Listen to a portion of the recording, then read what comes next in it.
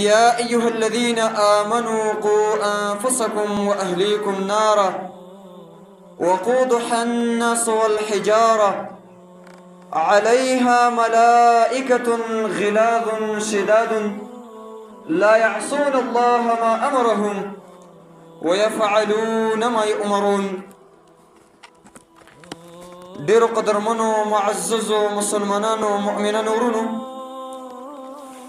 دا چې موږ او تاسو د داسې زمانه کې وجود لرو چې دا زمانه د فتنو زمانه ده، او داسې زمانه ده چې نبی صلی الله علیه وسلم هغه فرمایي صحابو ته ویلي چې ای زما صحابو دا فتنې ستاسو د کورونو په مابین کې داسې ګورم او په دې منځونو کې لکه څنګه چې بره د اسمان نه هغه باران راوریږي او لاندې په دې کورونو منځ کې ولګېږي او هغه څاڅکې په دې منځ باندې دوزې شي. وی دا فتنې ستاسو په دې کورونو کې په دقه کیفیت او په دقه شکل باندې ګورم. هسې تاسو سوچ کوئ دې خبرې ته. او داسې د فتنو زمانه کې موږ او تاسې هغه وجود لرو چې نن سبا یو څو فتنې ډېرې په شدت سره روانې دي. اولنۍ فتنه چې ده هغې ته ویل کېږي فتنه د الحاد، د الحاد فتنه.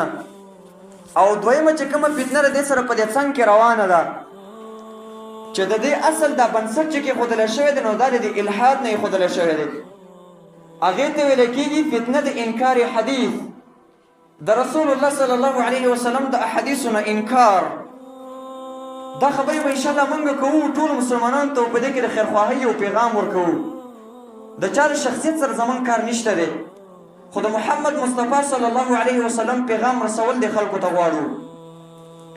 حدیث کې راغلی دی نبی صلی الله علیه وسلم فرمایي بادروا بالاعمال فتنا كقطاع الليل المظلم. نبی صلی الله علیه وسلم هغه فرمایي وی ای خلکو تاسو نیک اعمال وکئ مخکې د راتللو د فتنو نه. داسې فتنې نبی صلی الله علیه وسلم فرمایي فتنا كقطاع الليل المظلم. داسې فتنې را روانې دي لکه څنګه رنګ چې تاسو دا توره شپه په خپلو سترګو باندې ګورئ او محسوسوئ. نن موږ او تاسې د دقه فتنو ښکار شوي مسلمانانو د امت مسلمه اکثره ځوانان دا نن د دغې الحاد د فتنې ښکار شوي دي په اسلامي یونیورسټیو کالجونو کې. او دغه رنګه د دې سره سره په دې زمین کې فتنه د انکار حدیث. اول به زه مختصر خبره کوم په فتنې د الحاد باندې، او بیا به د دې سره په دې زمن کې په انکار حدیث باندې مختصره خبره کوم د الله په فضل او کرم سره. نبی صلی الله علیه وسلم چې دا حدیث بیان کړی دی ته سوچ کوئ. وی داسې فتنې را روانې دي چې یصبح الرجل مؤمنا ویمسی کافرا. یو سړی به چې کوم دی سهار مسلمان یې خو ماښام له به کافر وي. دې د وجې نه اهل العلمو چې د قیامت کوم علامات ذکر کړي دي په خپلو کتابونو کې 300 علامات چې دا صرف د قیامت دي. نو په دې کې 38مه علامه د قیامت هغه دا ده چې د کفر اسانه کېدل، دا کفر به اسانه شي. او همدا حدیث راوړی دی چې دا کوم حدیث مې ستاسو مخې ته هغه وړاندې کړه. سهار به یو سړی مسلمان وي خو لیکن ماښام به کافر وي. او نبی صلی الله علیه وسلم فرمایي چې ماښام به یو سړی مسلمان یو سهار به کافر وي. او د دې خلکو کار به دی چې یبیع دینه بعرض من الدنیا. دا خلک به چې کوم دی دا دین په دنیا باندې هغه څه کوي هغه خرڅوي. نن تاسو وګورئ څومره ځوانان چې د الحاد د فتنې ښکار شوي دي او په دې عظیمه ګناه کې دا مبتلا شوي دي او د اسلام نه انکار کړی دی. نو د هغې یو وجه دا ده چې ګویا کې دا خلک چې کوم دی دا دین په دنیا باندې خرڅوي. څه باندې؟ دین په دنیا باندې هغه خرڅوي.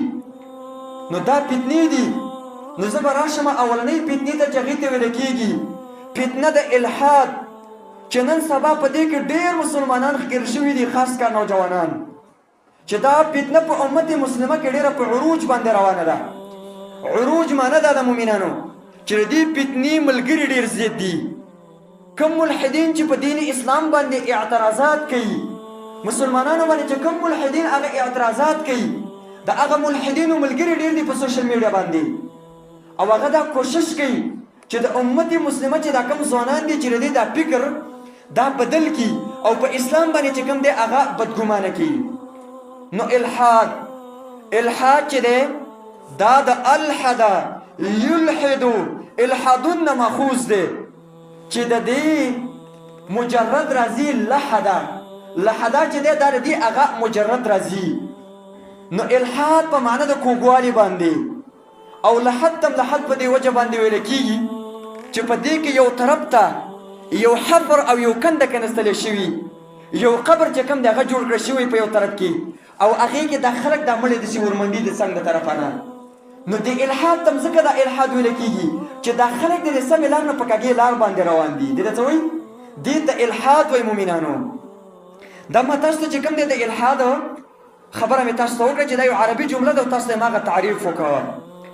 اوس به راشو دې خبرې ته چې الحاد په لغت کې څه ته ویل کېږي. الحاد چې دی په اصطلاح د شرع کې هغه څه ته ویل کېږي. په دې باندې اهل العلم کتابونه لیکلي دي، خاص کار ډاکټر ذکر نایک حفظه الله چې هغه په تقابل ادیان باندې قابض دی. هغې چې کوم د دې باره کې یو کتاب لیکلی دی د ملحدینو سوالات او اعتراضات او د هغې جوابات د قرآن او د سنت په رڼا کې. الحمدلله هغه چاپ شوی دی په عربۍ کې او هغه ټول ما کتلی دی. نو نن به انشاءالله موږ د ملحدینو اپریشن کوو د الله په فضل او کرم سره. لږ شانې تاسو دې ته متوجه شئ.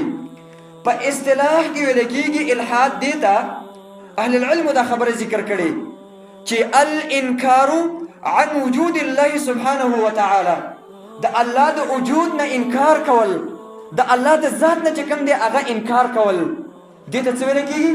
دې ته چې کوم دی الحاد ویل کېږي په اصطلاح کې. او بیا ابتداء دا خبره ځان سره یاد ساتئ، دا الحاد چې دی ګوره دا په درې قسمه باندې دی. څو